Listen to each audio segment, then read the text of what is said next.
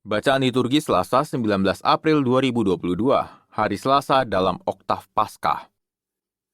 Bacaan dari Kisah Para Rasul. Pada hari Pentakosta berkatalah Petrus kepada orang-orang Yahudi, "Seluruh kaum Israel harus tahu dengan pasti bahwa Allah telah membuat Yesus yang kamu salibkan itu menjadi Tuhan dan Kristus."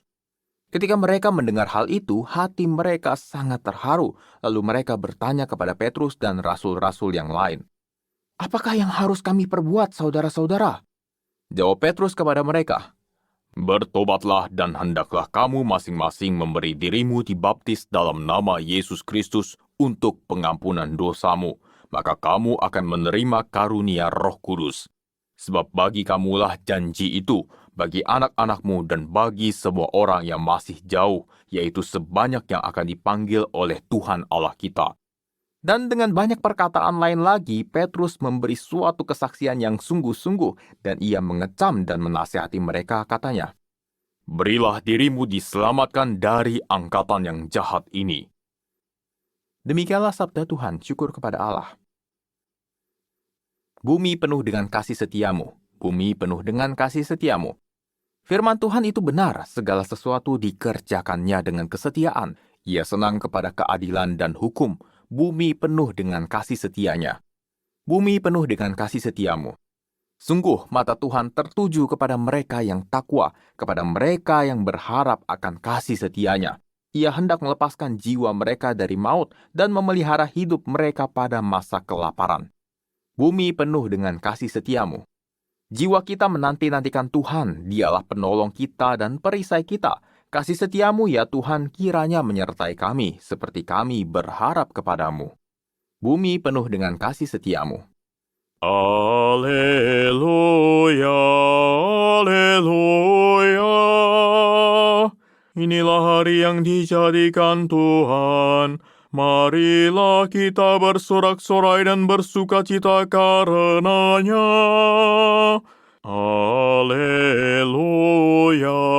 haleluya. Inilah Injil suci menurut Yohanes, dimuliakanlah Tuhan.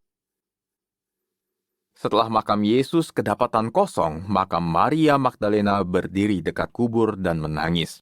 Sambil menangis, ia menjenguk ke dalam kubur itu, dan tampaklah olehnya 2 orang malaikat berpakaian putih, yang seorang duduk di sebelah kepala dan yang lain di sebelah kaki di tempat mayat Yesus terbaring. Kata malaikat-malaikat itu kepadanya, "Ibu, mengapa engkau menangis?"